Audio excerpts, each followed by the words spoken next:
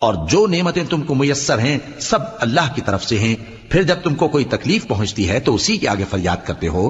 پھر جب وہ تم سے تکلیف کو دور کر دیتا ہے تو کچھ لوگ تم میں سے اللہ کے ساتھ شریک کرنے لگتے ہیں تاکہ جو نعمتیں ہم نے ان کو عطا فرمائی ہیں ان کی ناشکری کریں.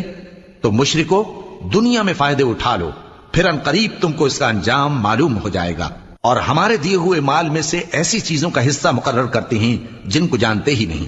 کافرو اللہ کی قسم کہ جو تم جھوٹ باندھا کرتے ہو اس کی تم سے ضرور پرسش ہوگی. اور یہ لوگ اللہ کے لیے تو بیٹیاں تجویز کرتے ہیں، وہ پاک ہے، اور اپنے لیے بیٹے جو مرغوب دل پسند ہیں.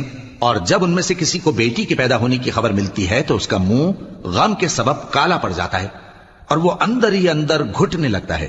اور اس خبر بد کے سبب جو وہ سنتا ہے لوگوں سے چھپتا پھرتا ہے، سوچتا ہے کہ آیا ذلت برداشت کر کے لڑکی کو زندہ رہنے دے یا زمین میں گاڑ دے. دیکھو یہ